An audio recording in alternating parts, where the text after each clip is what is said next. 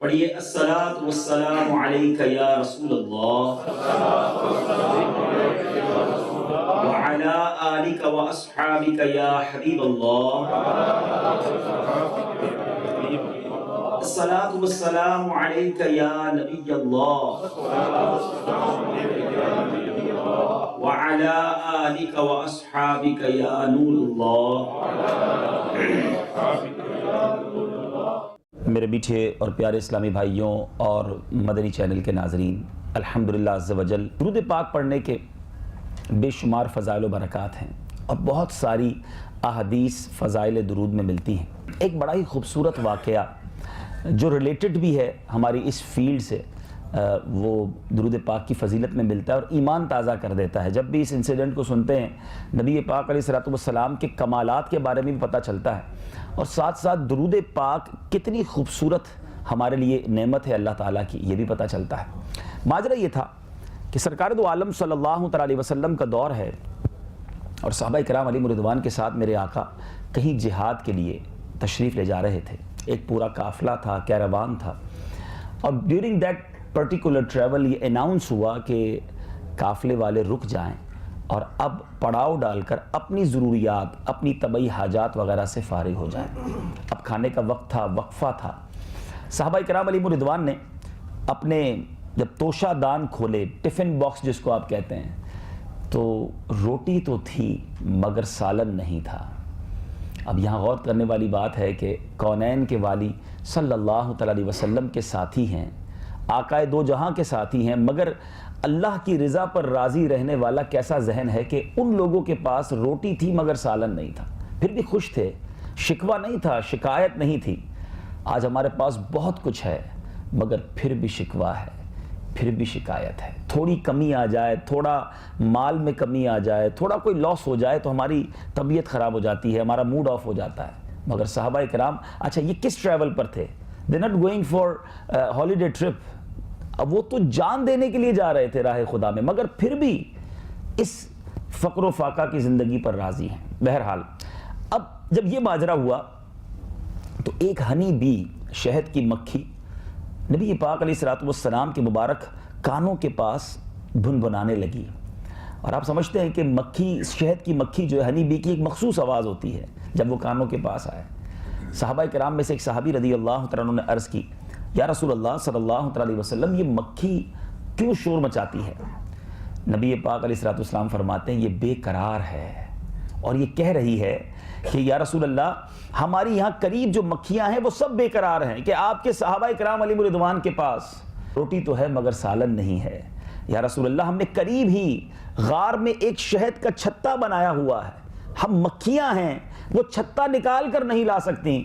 آقا کسی صحابی کو ساتھ بھیجیے، وہ چھتا لے آئے تاکہ آپ کے صحابی جو ہیں وہ روٹی کے ساتھ شہد تناول کرنا شروع کر دیں۔ اب یہاں بڑی خوبصورت بات ہے، جو اللہ کی رضا پر راضی رہتے ہیں نا، اللہ جو عطا کرے اس پر خوش رہتے ہیں، ان کی غیب سے مدد کی جاتی ہے۔ اب یہ مکھی کا آنا، نبی پاک علیہ السلام کی بارگاہ میں اس طرح عرض کرنا، اور ایک اور بڑی خوبصورت بات کہ کیا کمال ہے میرے آقا کا کہ انسانوں کی بولیاں تو جانتے ہیں، جانوروں کی، پرندوں کی بولیاں بھی سمجھتے ہیں، انڈرسٹینڈ بھی کر رہے ہیں اور اس کو ڈیفائن بھی کر رہے ہیں۔ اب سبحان اللہ، پیارے آقا علیہ السلام نے مولا علی کرم اللہ تعالی وجہ الکریم سے ارشاد فرمایا کہ اے علی، اس کے ساتھ جاؤ اور جا کر شہد کا چھتا لے آؤ۔ مولا علی کرم اللہ تعالی وجہ الکریم اسے فالو کرتے رہے، ایک غار میں پہنچے، شہد کا چھتا موجود تھا، اسے لے کر آئے، اور تھوڑی دیر بعد وہ صحابہ جو روٹی without any gravy, without any سالن وہ کھا رہے تھے، اب شہد کے ساتھ صفاف میٹھا شہد کھا رہے ہیں۔ اب پھر وہ شہد کی مکھی شور کرنے لگی۔ صحابہ کرام کا عقیدہ بھی دیکھیں، وہ بھی جانتے تھے کہ ہمارے آقا سمجھتے ہیں بولیاں۔ عرض کرتے ہیں، یا رسول اللہ صلی اللہ علیہ وسلم، یہ دوبارہ کیا کہہ رہی ہے؟ اب نبی پاک علیہ السلام نے فرمایا کہ میں نے اس سے ایک سوال کیا ہے، یہ اس کا جواب دے رہی ہے۔ ایک اور زبردست کمال، سمجھنا کسی کی بولی واقعی سگنیفیکنٹ ہے، مگر اس کو سمجھا دینا اپنی بات، یہ بھی بہت بڑا کمال ہے۔ تو میرے آقا نے گویا کوسچن کیا، وہ بھی وہ سمجھ گئی، اور اب وہ جواب دے رہی ہے۔ نبی پاک علیہ السلام نے کوسچن کیا کہ تمہاری خوراک کیا ہے، کس طرح پریپیئر کرتی ہو ہنی کو؟ عرض کرتی، یا رسول اللہ صلی اللہ علیہ وسلم، ہم کھیتوں میں، پہاڑوں میں، بیابانوں میں جاتے ہیں اور پھولوں کا رس چوسنا ہماری یہی خوراک ہے۔ نبی پاک علیہ السلام نے کوسچن کیا کہ پھولوں کا رس تو کڑوا بھی ہوتا ہے، پھیکا بھی ہوتا ہے. آپ نے بھی، آپ تو ڈاکٹرز ہیں یہاں پر، کافی ساری چیزوں کو آپ تجربات کرتے رہتے ہیں. ہم تو چونکہ نارمل انسان ہے تو بڑی لاجیکلی بات سمجھ آتی ہے کہ گلاب کی پتی تو کھائی جا سکتی ہے، موتیا تو نہیں کھایا جا سکتا. اور بہت سارے ایسے پھول ہیں کہ جس کو منہ میں ڈالیں تو پورا منہ کڑوا ہو جاتا ہے. لیکن شہد تو اتنا میٹھا ہے کہ نام لے شہد کا تو منہ میٹھا ہو جاتا ہے. تو اب سوچنے والی بات ہے کہ یہ پھیکا کڑوا رس میٹھا کیسے بن جاتا ہے؟ نبی پاک کا بھی یہی کوسچن تھا. تو اب اس مکھی نے جو جواب دیا دیٹ از ویری امپورٹنٹ، اور یہ ماشاءاللہ لاجیکلی بھی اور میڈیکلی بھی آپ بہت سارے لوگ جانتے ہیں. اب وہ جو ہے وہ کہتی ہے، وہ مکھی کہتی ہے کہ یا رسول اللہ صلی اللہ تعالیٰ علیہ وسلم، جب ہم پھولوں کا رس چوسنے جاتے ہیں we always travel in one caravan، ہم ایک قافلے کی صورت میں، ایک جتھے کی صورت میں ٹریول کرتے ہیں، اور ہمارا ایک گروپ لیڈر ہوتا ہے، ہمارا ایک سردار ہوتا ہے. اور یا رسول اللہ صلی اللہ علیہ وسلم، جب ہم پھولوں کا رس چوس کر واپس اپنے چھتے کی طرف اڑتی ہیں تو ہمارا جو وہ سردار ہوتا ہے، جو لیڈر ہوتا ہے، وہ آپ پر درود پڑھنا شروع کر دیتا ہے. اور اس کی دیکھا دیکھی ہم جتنی مکھیاں ہیں سب یا رسول اللہ آپ علیہ الصلوۃ والسلام کی بارگاہ میں درود بھیجتے ہیں. آقا یہ کوئی اور کمال نہیں ہے کہ یہ کڑوا پھیکا پھولوں کا رس شہد جیسا میٹھا کیسے بنتا ہے، یہ آپ پر درود پاک پڑھنے کی برکت ہے جس کی وجہ سے یہ مٹھاس میں تبدیل ہو جاتا ہے. اچھا، یہ بات جب یہ حدیث اور یہ واقعہ کتابوں میں ملتا ہے، ظاہر ہے یہ incident about more than 1400 years ago ہوا، مگر آج میڈیکل بھی اور جو جیوگرافیکل لوگ ہیں وہ بتاتے ہیں. میرا بھی کچھ عرصہ پہلے جب مدنی قافلے میں آسٹریلیا جانا ہوا تو وہاں ایک فارم کے اندر جانا ہوا تو انہوں نے ڈیفائن کیا کہ شہد جو ہے اگر چھتا بنایا جاتا ہے جس کو آپ فارمنگ کہتے ہیں، اس میں بھی بات بڑی معلوماتی پتہ چلی کہ اس پورے پروسیجر میں سب سے اہم کردار کوئین بی کا ہوتا ہے. کہ ایک ملکہ مکھی ہوتی ہے، اگر وہ ڈال دی جائے کسی شہد کے چھتے کے اندر تو پورا چھتا خود بخود بلڈ اپ ہونا شروع ہو جاتا ہے، ساری مکھیاں اس کی تابع ہونا شروع ہو جاتی ہیں، اس کے سگنلز کو کیچ کر کے اس کی بات ماننا شروع کر دیتی ہیں. اب جا کر یہ سائنس ویریفائی کر رہی ہے کہ جناب دیر از اے لیڈر، کوئی اس میں گروپ لیڈر ہوتا ہے جس کی یہ فالو کرتے ہیں. اور آج سے 1450 سال پہلے مکھی نے نبی پاک علیہ السلام کی بارگاہ میں حاضر ہو کر عرض کر دیا تھا کہ یا رسول اللہ ہمارا ایک لیڈر ہوتا ہے اور وہ آپ پر درود پڑھتا ہے، دیکھا دیکھی ہم درود پڑھتی ہیں اور اس کی برکت سے الحمدللہ یہ شہد میٹھا بن جاتا ہے. اور پھر شہد، آپ ماشاءاللہ ڈاکٹرز ہیں کہ کتنی بیماریوں میں شفا ہے، کتنی بیماریوں سے شہد میں شفا ہے. میٹھا ہونا اور ہے، اس کا صحت بخش ہونا، اس کا فائدہ مند ہونا. اب نبی پاک کے درود سے اگر کوئی چیز کنورٹ ہو رہی ہے تو آپ ذرا سوچئے کہ اس میں برکت کیوں نہ ہوگی. اور اس کے اندر جو اور باتیں پتہ چلتی ہیں کہ شہد جو ہے وہ زخموں میں، جدید سائنس بھی بتاتی ہے، بلکہ اس میں ایک اور خوبصورت بات، ایک میں نے آپ کو حدیث سنائی، اب قرآن پاک کی آیت سناؤں گا.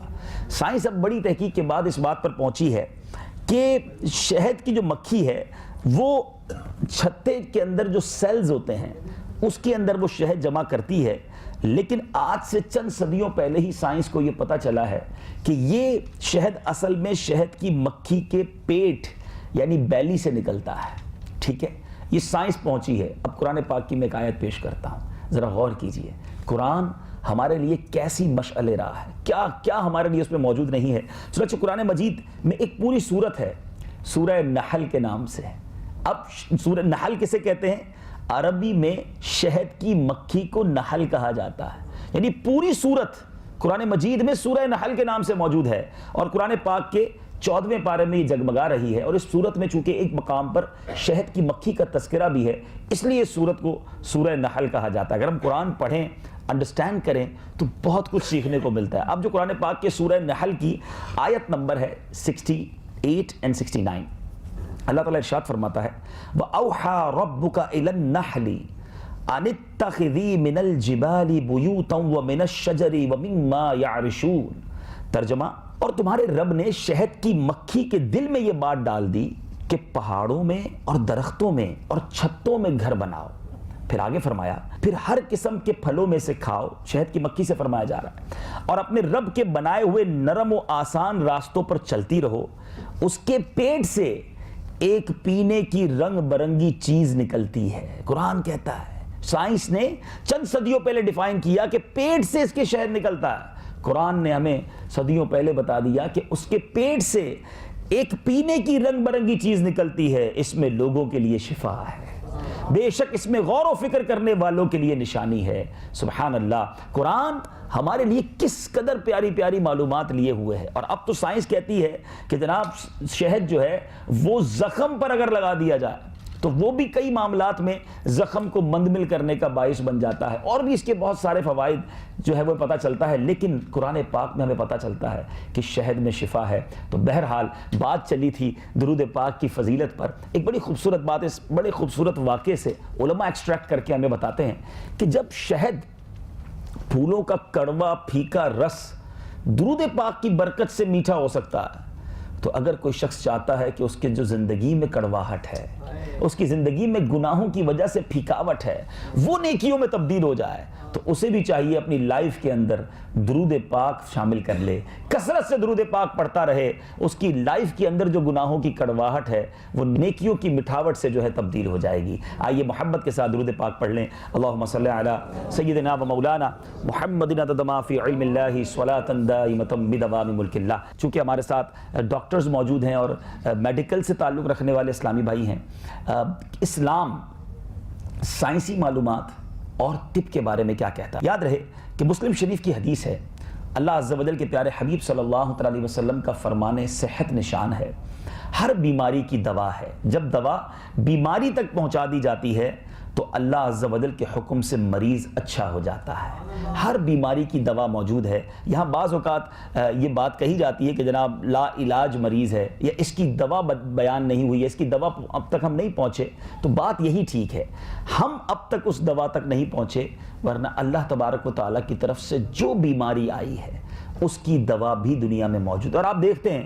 کہ پہلے بیماری آتی ہے، پھر سائنسی تحقیقات شروع ہوتی ہے، اور at end of the day اس کی دوا، اس کی کوئی بھی جو بھی آپ کہیں میڈیسن جو ہے وہ دریافت ہو جاتی ہے۔ تو it means there is medicine, مگر اس تک پہنچنے میں ہمیں کچھ وقت لگتا ہے۔ ایک بات جو طب کے حوالے سے کہ کیا شریعت میں طب کے حوالے سے ہمارے لیے معلومات ہے، جیسے میں نے ابھی قرآن پاک کی آیات پیش کی، ابھی آگے بھی آپ سنیں گے۔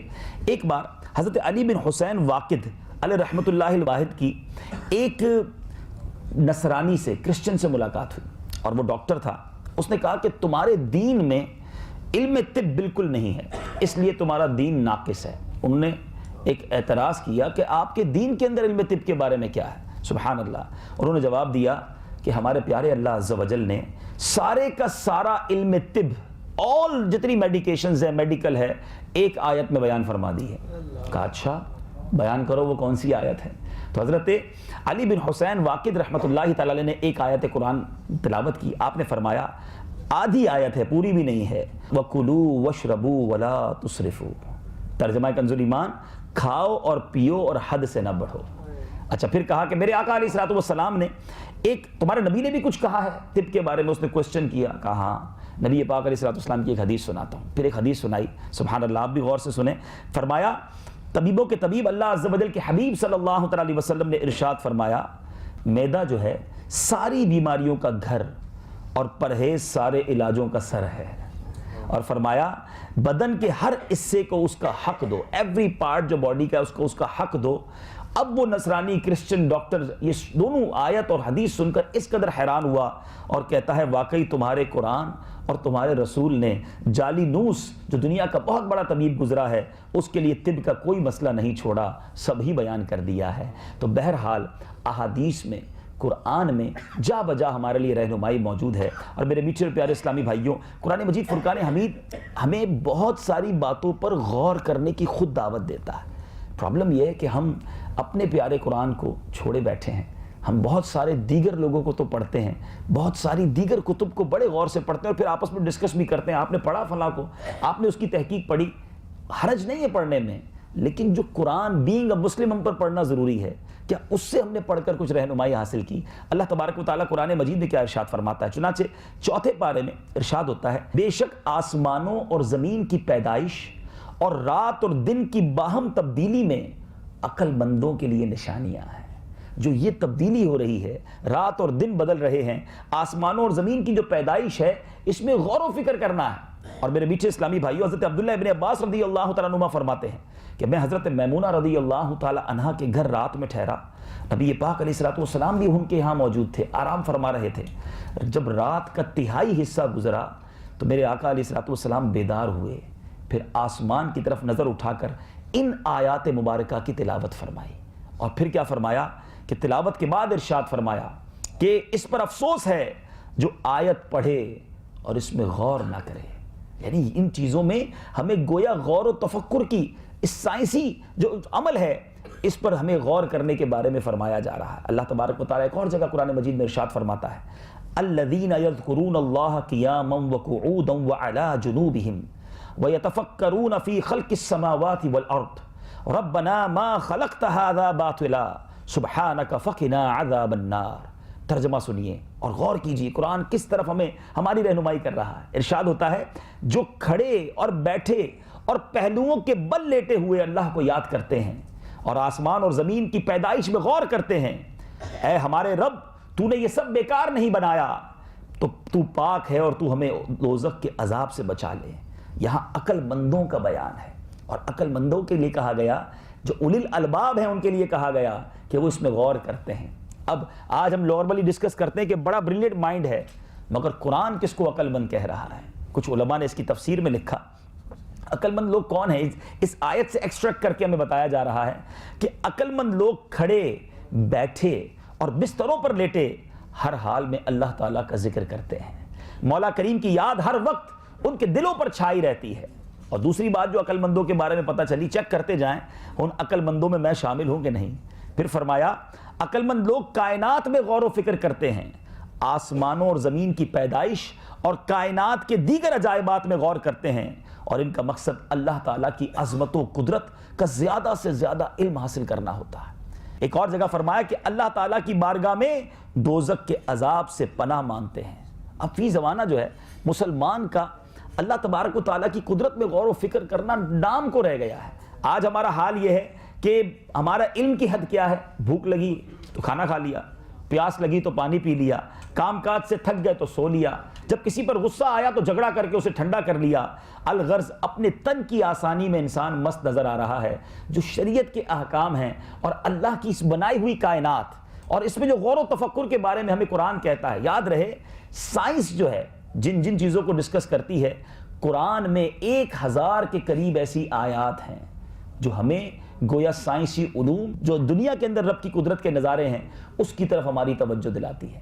مگر کیا ہم قرآن پاک کے نور سے اپنے دلوں کو منور کر رہے ہیں؟ اب بڑی خوبصورت صورت ہے، میں آپ سب کو دعوت دوں گا کہ قرآن پاک کو ضرور پڑھیے، لیکن خاص طور پہ جو پارہ 30ویں پارے کی پہلی صورت ہے، سورہ نبا جس کو کہا جاتا ہے. اب دیکھیں اللہ تعالیٰ نے کس طرح ہمیں انڈیکیٹ کیا ہے. سبحان اللہ. ارشاد ہوتا ہے، فرمایا الم نجعل الارض مہادا، کیا ہم نے زمین کو بچھونا نہ کیا، والجبال اوتادا، اور پہاڑوں کو میخیں یعنی کیلیں بنا کر پہاڑوں کے ذریعے زمین کو جو نصب کی گئی ہیں. فرمایا وخلقناکم ازواجا، اور تمہیں جوڑے بنایا، وجعلنا نومکم سباتا، اور رات کس لیے بنائی؟ فرمایا اور تمہاری نیند کو آرام کیا، وجعلنا اللیل لباسا، اور رات کو پردہ پوش کیا. دن کس لیے بنایا؟ فرمایا وجعلنا النہار معاشا، اور دن کو روزگار کے لیے بنایا. پھر آگے اپنی قدرت کے بارے میں ارشاد فرما رہا ہے وَبَنَيْنَا فَوْقَكُمْ سَبْعًا شِدَادًا، ارشاد ہوتا ہے اور تمہارے اوپر 7 مضبوط چنائیاں تعمیر کی، 7 آسمان بنائے. فرمایا وَجَعَلْنَا سِرَاجًا وَهَاجًا، فرمایا اور ان میں ایک نہایت چمکتا چراغ رکھا، ایسا سورج دنیا کی ساری لائٹیں ایک طرف، اور سورج دیکھیں اس کی روشنی کہاں کہاں پہنچتی ہے. فرمایا وَأَنزَلْنَا مِنَ الْمُعْصِرَاتِ مَاءً ثَجَّاجًا، فرمایا اور بھری بدلیوں سے زور کا پانی اتارا، بارش جو برستی ہے. پھر اس سے کیا فائدہ ہوتا ہے؟ لِنُخْرِجَ بِهِ حَبًّا وَنَبَاتًا، کہ اس سے پیدا فرمائیں اناج اور سبزہ، وَجَنَّاتٍ أَلْفَافًا، اور گھنے باغ، کہیں سورج کہیں ستارے کہیں زمین کہیں آسمان اور کہیں بارش کا تذکرہ کر کے گویا قدرت الہی کے نظاروں کی طرف ہمیں بتایا جا رہا ہے کہ قرآن پڑھو اور رب کی قدرت کے نظاروں پر غور کرو. اور اسی لیے میرے میٹھے اسلامی بھائیوں، سائنس کے علوم پڑھتے وقت بھی اگر یہ نیت ہو کہ میں ان تمام معلومات کے ذریعے اپنے رب سے محبت کروں، اس خالق سے محبت کروں جس نے یہ کائنات بنائی. اور چونکہ آپ وہ لوگ ہیں جو انسانی باڈی پر پڑھتے ہیں اور پڑھاتے ہیں، 2 قدرت کے عظیم شاہکار میں انسانی باڈی کے بارے میں ہو سکتا ہے آپ سب نہیں پڑھے ہوں گے. اب ہماری جو ناک ہے, ہم اپنے جسم کے اندر جو آکسیجن لیتے ہیں, ذرا غور کرتے ہیں کہ جو یہ ہوا ہے اس سے آکسیجن اگر ایکسٹریکٹ کرنی ہو, سبحان اللہ, تو اس کے لیے کتنا بڑا پلانٹ لگانا پڑے گا. حالانکہ ہمیں آکسیجن اگر چند سیکنڈ کے لیے نہ ملے تو ہم دنیا سے چلے جائیں گے, لیکن اگر یہ جو ہوا ہے جو مختلف گیسز کے ساتھ ہمارے درمیان موجود ہے, اگر کوئی پلانٹ لگانا چاہے کہ اس ہوا سے آکسیجن بنائی جائے, تو اس کے لیے میرے میٹھے اور پیارے اسلامی بھائیوں ایک پروسیجر ہے جس کو کرائیوجینک ڈسٹیلیشن کہا جاتا ہے. اب یہ پلانٹ لگانے کے لیے جو پلان کرنا پڑے گا کہ سب سے پہلے اس کے اندر سے ڈسٹ پارٹیکلز دور کیے جائیں, اور اب -180 ڈگری سیلسیس پر اس کو اتنا کول ڈاؤن کرنا پڑتا ہے اس ہوا کو کہ وہ لکوڈ فارم میں آ جائے. پھر اس کے بعد this process requires temperature as low as -180 degrees Celsius. This liquefied air and then selectively distilled by warming it slightly. پھر اس کو جو فرق کرنا ہے آکسیجن کو اور دیگر گیسز کو, وہ آہستہ آہستہ اس کو گرمی دے کر اس پلانٹ کے ذریعے آکسیجن کو الگ کیا جاتا ہے. اور یہ تمام پروسیس بہت ہائیلی ایکیوپڈ پلانٹ کے ذریعے ہو سکتا ہے, جس میں ہیومن بینگ بھی انوالو ہوں گے, انسان بھی اس کو آرگنائز کریں گے, اور کمپیوٹرز کی بھی حاجت ہوگی. اتنا کچھ کر کے اس ہوا سے آکسیجن کو الگ کیا جا سکتا ہے. مگر ذرا غور کیجئے, میں اور آپ ہر سیکنڈ اپنے انہی ناک کے ذریعے آکسیجن لے رہے ہیں.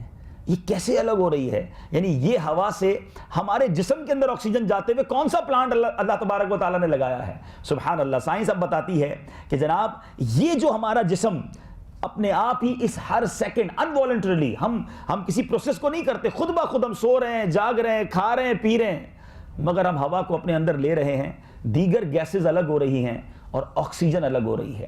اور یہ پروسیس کیا ہے؟ ہیئر ان اور نوسٹرلز, جو ہمارے ناک کے اندر بال ہیں, یہ گویا کام کر رہے ہیں فلٹر کا, جو ڈسٹ کو ہماری ناک کے اندر نہیں جانے دیتے. جو پلانٹ لگا کر ڈسٹیلیشن کیا جاتا ہے, ہم ڈسٹ کو الگ کیا جاتا ہے, یہ صرف اللہ تبارک و تعالیٰ نے جو ناک کے اندر بال دیے, ایک سسٹم دیا ہے کہ جو اس ڈسٹ کو الگ کر دیتا ہے. پھر بتایا کہ the moisture generated from the epithelial cells in the nasal mucosa cool the air down. وہاں -180 ڈگری کرنے کے لیے باقاعدہ پلانٹ لگایا جا رہا ہے.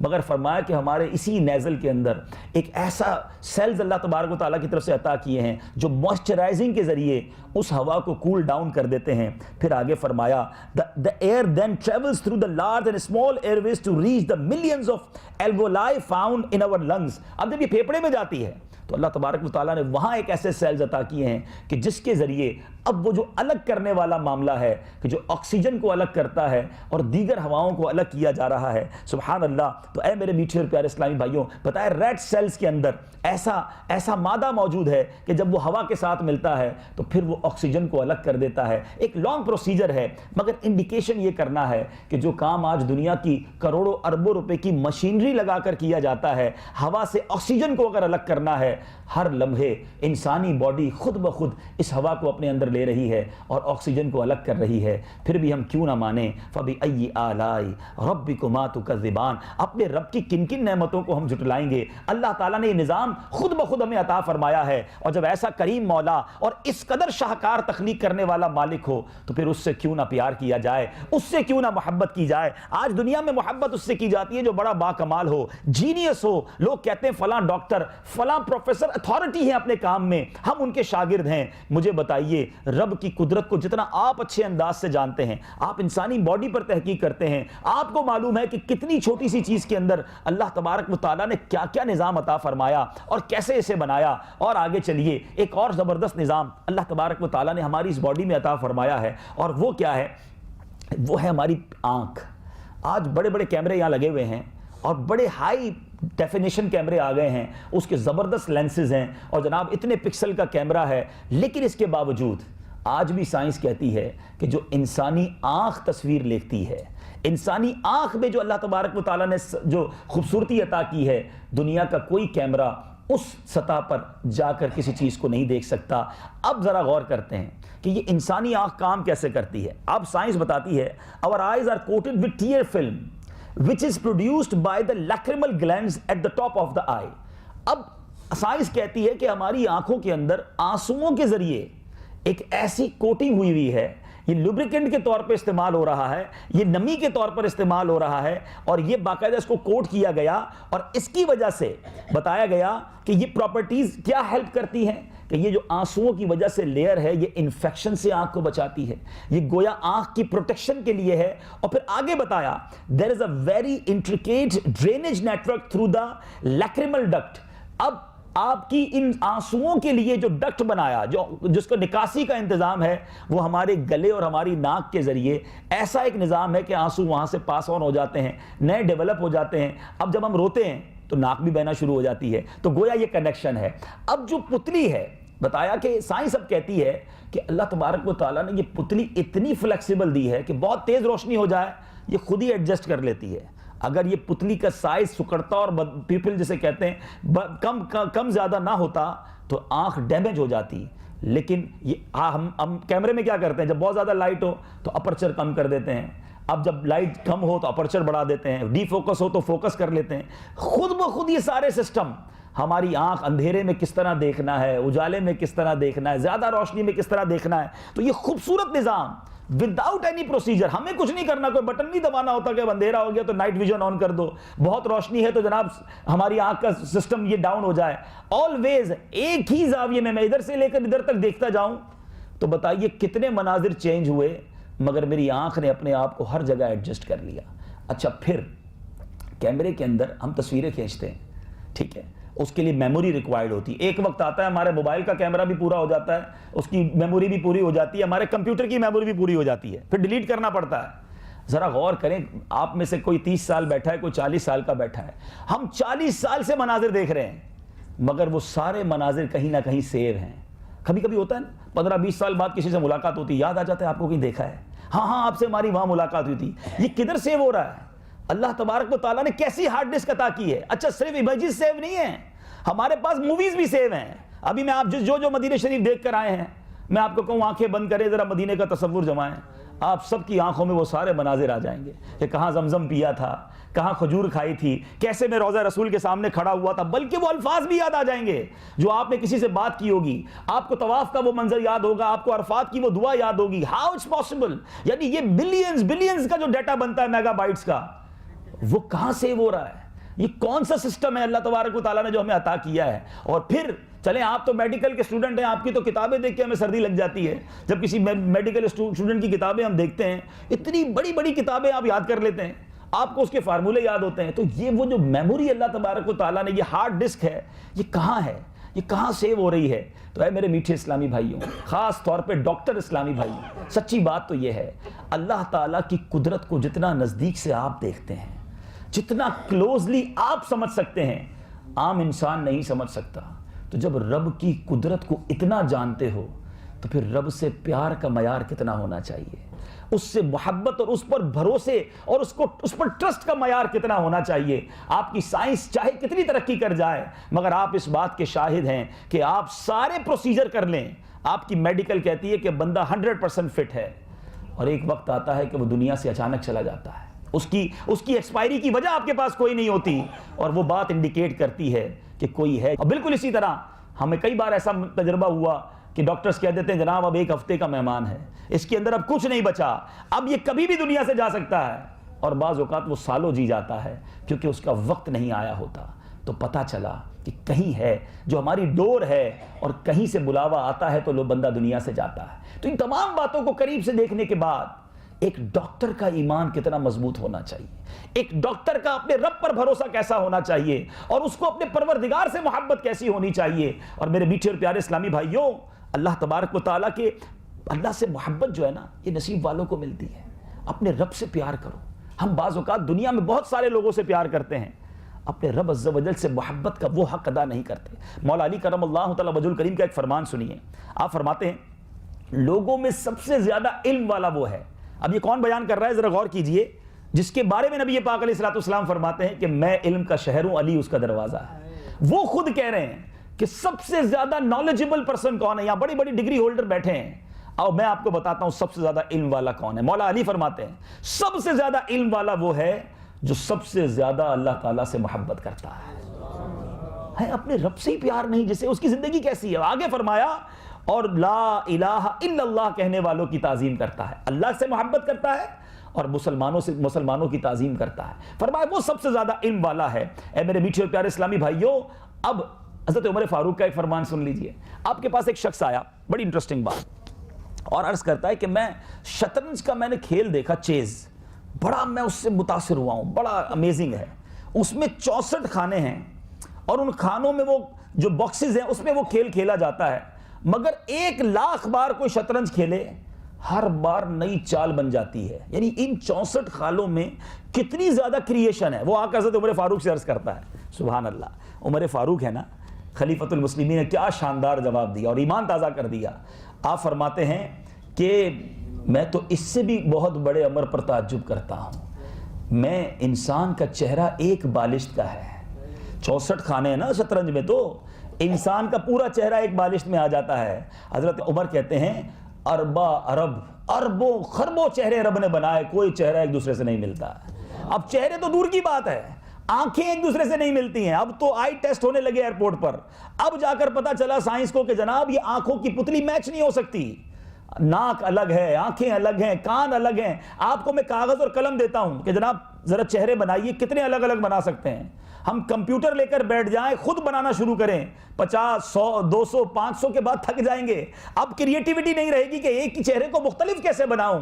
صدیوں سے لوگ پیدا ہو رہے ہیں، صدیوں تک پیدا ہوتے رہیں گے، پتہ نہیں کب قیامت آنی ہے۔ سب کے چہرے الگ ہیں۔ دو سگے بھائی ایک ہی وقت میں پیدا ہو جائیں، ان کے چہرے رب نے الگ بنائے۔ ارے اب قرآن کہتا ہے، دیکھیے سائنس اور قرآن کو سمجھنے کی کوشش کیجئے، قرآن پڑھیے تو سمجھ آتا ہے کہ رب کی کیسی کیسے نظارے جو آج سائنس جا کر پروف کرتی ہے۔ سبحان اللہ۔ قرآن مجید کے سورہ قیامہ میں اللہ تبارک و تعالیٰ ارشاد فرماتا ہے، اَيَحْسَبُ الْإِنسَانُ أَن لَّن نَّجْمَعَ عِظَامًا، کیا آدمی یہ سمجھتا ہے کہ ہم ہرگز ان کی ہڈیاں جمع نہ فرمائیں گے؟ بَلَا قَادِرِينَ عَلَىٰ أَن نُّسَوِّيَ بَنَانَا، قرآن کہتا ہے کیوں نہیں، ہم قادر ہیں کہ اس کے پور ٹھیک بنا دیں۔ مفسرین فرماتے ہیں اللہ تبارک و تعالیٰ پر لوگوں کا اعتراض یہ تھا کہ کیسے دنیا کو مرنے کے بعد جمع فرمائے گا۔ ارے رب فرماتا ہے کہ ہم تو پور جو ہیں، انگلیوں کے جو پورے ہیں وہ الگ الگ بنا دیے ہیں۔ آپ آج فنگر پرنٹس دنیا میں چیک کیے جاتے ہیں، سب کی انگلیوں کے نشان بھی الگ الگ ہیں۔ تو یہ سب قرآن میں ہمیں بتایا جا رہا ہے کہ اللہ تبارک و تعالیٰ کی تخلیق ایسی ہے کہ اس پر قربان ہو جایا جائے، اس سے سچی محبت کی جائے، اس خالق کی فرما برداری کی جائے جو آج کی ماڈرن سائنس بھی جس کی تخلیق کے آگے جا کے بے بس نظر آتی ہے۔ اے میرے میٹھے اور پیارے اسلامی بھائیوں، اب آئیے نیو یارک کے ایک پروفیسر، نیو یارک اکیڈمی کے پریزیڈنٹ کا ایک اقتباس ایک رسالے میں اس نے لکھا، میں آپ کو اس کی چند جھلکیاں سناتا ہوں کہ اللہ تبارک و تعالیٰ کی قدرت پر جب بھی کسی سائنسدان نے، جب بھی کسی شخص نے تخلیق پر توجہ دی ہے اور سچی توجہ دی ہے تو وہ کیا کہنے پر مجبور ہوا۔ نیو یارک اکیڈمی کے پریزیڈنٹ کا کیا کہنا ہے؟ وہ کہتا ہے کہ زمین اپنے محور پر 1000 میل فی گھنٹہ کے رفتار سے چکر کاٹ رہی ہے۔ اگر اس کی رفتار 1000 میل کی بجائے 100 میل ہو جائے تو دن اتنے لمبے ہوتے کہ سورج کی تپش تمام کھیتوں کو بھون کر رکھ دیتی، اور راتیں اتنی لمبی اور سرد ہوتی کہ زندگی کی اگر کچھ رمق سورج کی تپش سے بچ بھی جاتی تو رات اتنی ٹھنڈی ہوتی کہ وہ منجمد کر دیتی۔ اب وہ کہتا ہے سورج کا درجہ حرارت جو ہے ایک تحقیق کے مطابق 12,000 فارنہائٹ ہے، ڈگری فارنہائٹ ہے، لیکن زمین اور سورج کو اتنی مناسبت سے، اتنے پرفیکٹ ڈسٹنس سے رکھا گیا ہے کہ سورج کی اتنی ہی حرارت پہنچتی ہے جتنی جو حیات بخش ہے۔ یعنی اگر آپ آگ جلائیں اور اس کے پاس ایک حد تک جا سکیں گے، بہت قریب چلے جائیں تو انگلیاں جل جاتی ہیں۔ تو فرمایا سورج اور زمین کا جو ڈفرنس ہے وہ اتنا تناسب کے ساتھ ہے کہ زندگی باقی رہتی ہے۔ اب یہ 12,000 فارنہائٹ جو ہے وہ سائنسدان کہتا ہے اگر اس کو 6000 ڈگری ہوتا تو ساری زمین برف کے نیچے دب جاتی، اور یہ 18,000 ہوتا تو سب کے سب جل کر راکھ ہو جاتے۔ یہ پرفیکٹلی جو ڈیسٹینیشن بنایا گیا اور اس کا تناسب بنایا گیا وہ حیران ہے۔ پھر وہ آگے کہتا ہے زمین کا جھکاؤ جو ہے 23 درجے کا زاویہ بناتا ہے، 23 ڈگری کا ایک زاویہ ہے۔ اگر اسی جھکاؤ کی وجہ سے باری باری موسم آتے ہیں، اس کا کہنا ہے بخارات جنوب اور شمال میں حرکت کرتے ہیں، اگر کہتا ہے یہ جھکاؤ نہ ہوتا تو ساری زمین برف سے ڈھک جاتی۔ یہ ہماری زمین کی جو لیئر ہے، اگر وہ لکھتا ہے کہ اگر یہ فقط 10 فٹ موٹی ہوتی اور اس پر 10 فٹ موٹی یہ لیئر ہوتی تو یہاں آکسیجن ہی نہ ہوتی, کوئی جانور زندہ نہ رہتا. اسی طرح سمندر اگر چند فٹ اور گہرے ہوتے تو ساری کاربن ڈائی آکسائڈ اور آکسیجن صرف ہو جاتی اور روئے زمین پر کوئی سبز پتا نظر نہ آتا. ان تمام تخلیق کے بعد وہ لکھتا کیا ہے؟ That is the main thing. وہ لکھتا ہے اس حکیمانہ نظام پر غور کرتے ہوئے ہم اس نتیجے پر پہنچتے ہیں کہ یہ کارخانہ ہستی اتفاقاً مارز وجود میں نہیں آیا, بلکہ ایک حکیم و دانا خالق نے اس کی تخلیق فرمائی ہے, ورنہ زندگی کا یہاں کوئی امکان نہ تھا. آپ ڈسپلن کی بات کرتے ہیں, ذرا ڈسپلن تو دیکھیں کہ سورج نے جس وقت نکلنا ہے اسی وقت نکلنا ہے.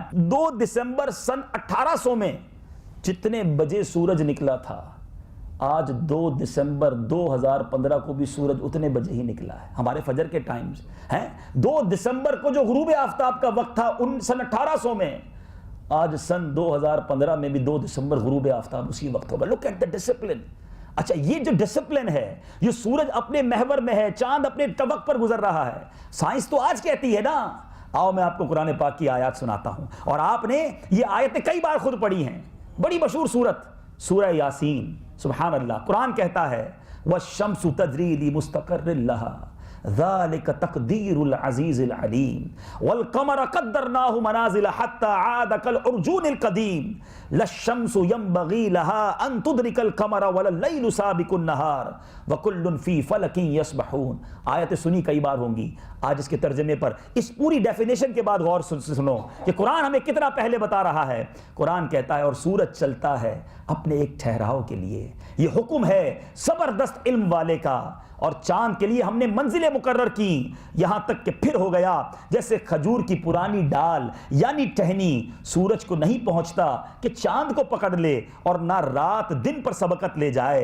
ہر ایک ایک گھیرے میں پیر رہا ہے. Everything will going smoothly with their destination. اور جو ان کو حکم دیا گیا ہے, رات اپنے وقت آتی ہے, دن اپنے وقت آتا ہے, سورج اپنی چال پر ہے, چاند اپنی چال پر ہے. اگر ڈسپلن نہ ہوتا کبھی سورج چاند سے ٹکرا جاتا, کبھی زمین کسی سیارے سے ٹکرا جاتی. اے میرے میٹھے اور پیارے اسلامی بھائیوں, یہ تمام باتیں, قدرت کے یہ تمام نظارے اور قرآن پاک کی تمام آیتوں سے ہمیں بار بار گویا بتایا جا رہا ہے اپنے رب کی قدرت پر ایمان لے آؤ اور اپنے رب سے محبت کرو. اے میرے میٹھے اور پیارے اسلامی بھائیوں, قرآن پاک میں کئی مقام پر اللہ تعالیٰ نے اپنی عجیب و غریب تخلیق پر ہماری توجہ دلائی. سبحان اللہ, قرآن پاک کی کتنی خوبصورت آیت ہے.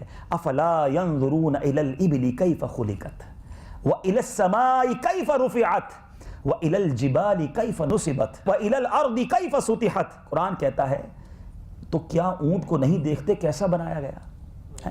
اونٹ اللہ تعالیٰ قرآن میں بھی بتا رہا ہے کہ یہ کیسی میری مخلوق ہے, ذرا دیکھو. کئی کئی دن تک بھوکا رہ جاتا ہے, اس کو پانی نہ ملے کئی کئی دن جی لیتا ہے. اور پھر فرمایا وَإِلَى السَّمَاءِ كَيْفَ رُفِعَتْ. یہ آسمان, اس پر توجہ کیوں نہیں کرتے؟ کیسا اونچا کیا. there is no pillar, کوئی رکھنا نہیں ہے. دنیا کی کوئی ایسی تعمیر نہیں بنا سکتا کہ اتنی بڑی چھت بنائے اور نیچے کوئی پلر نہ ہو. پھر رب فرماتا ہے وَإِلَى الْجِبَالِ كَيْفَ نُصِبَتْ, کہ ہم نے پہاڑوں کو کیسے قائم کیے گئے, ذرا اس پر غور کرو, یہ پہاڑ کیسے نصب کیے.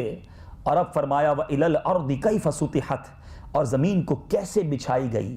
آگے فرماتا ہے فَذَكِّرْ, تم نصیحت سناؤ, اِنَّمَا أَنْتَ مُذَكِّرْ, تم تو یہی نصیحت سنانے والے ہو. تو اے میرے میٹھے اسلامی بھائی, میں آپ کی توجہ اپنے رب عز و جل کی قدرت کی طرف کرانے آیا ہوں. اس سے محبت کیجئے. اب اللہ سے محبت کرنی ہے تو اس کا طریقہ کیا ہے؟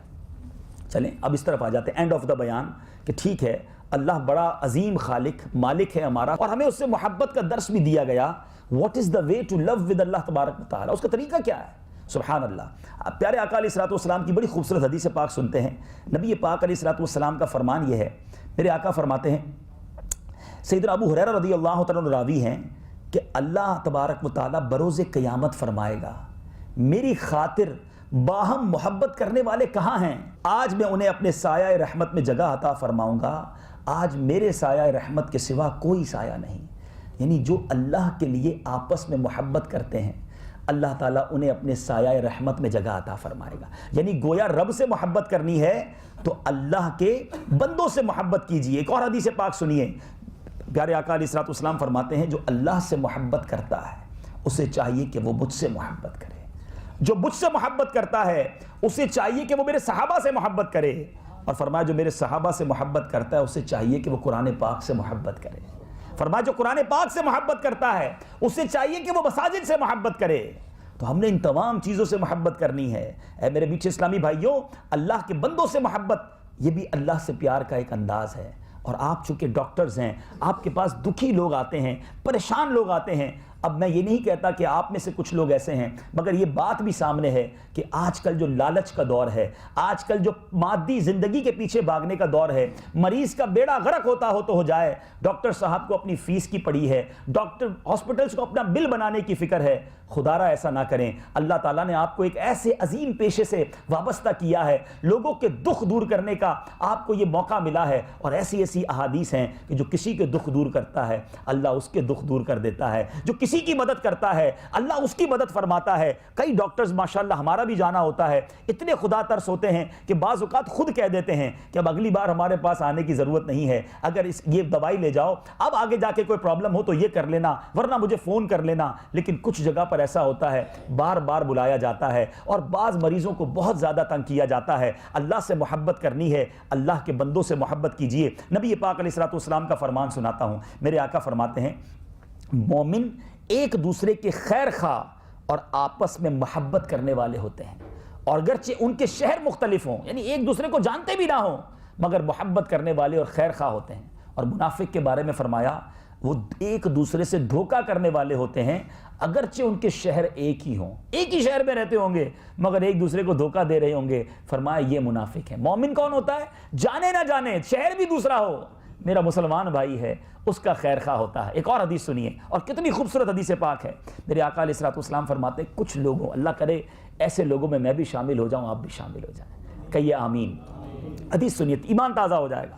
نبی پاک علیہ الصلوۃ والسلام فرماتے ہیں کچھ لوگ ایسے ہیں جنہیں اللہ عز و جل نے لوگوں کی حاجتیں پوری کرنے کے لیے پیدا فرمایا ہے. آئے ہائے، میں جب پڑھا میں نے کہا کیسے لوگ ہوں گے؟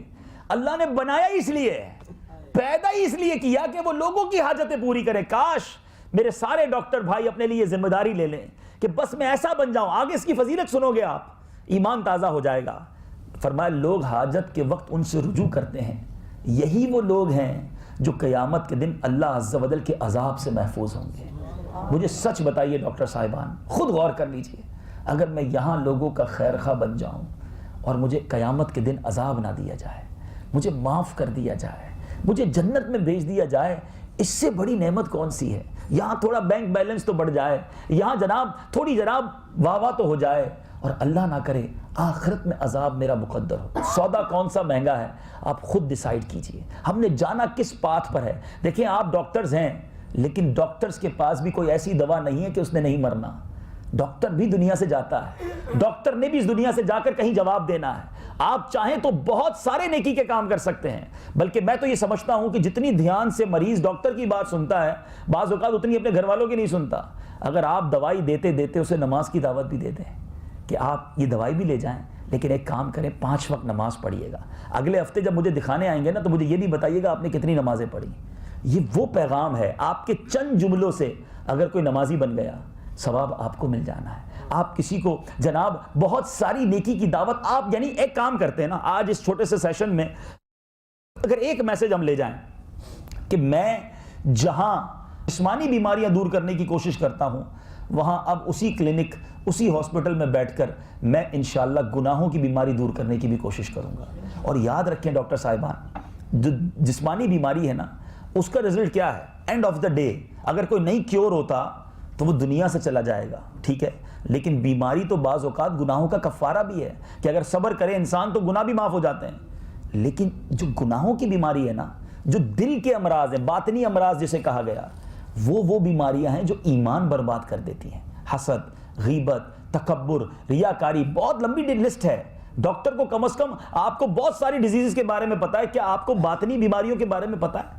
آپ کو یہ بھی پتا ہونا چاہیے کہ یہ دل جو ہے اس کے اندر کتنی برائیاں جمع ہو جاتی ہیں. نبی پاک علیہ الصلوۃ والسلام کی حدیث آپ نے کئی بار سنی ہوگی، جس کے دل میں رائی کے دانے کے برابر تکبر ہوگا وہ جنت میں نہیں جائے گا. نبی پاک علیہ الصلوۃ والسلام کا ایک اور فرمان ہے کہ حسد ایمان کو اس طرح برباد کرتا ہے، حدیث پاک کا خلاصہ ہے، جس طرح ایلوا شہد کو برباد کر دیتا ہے.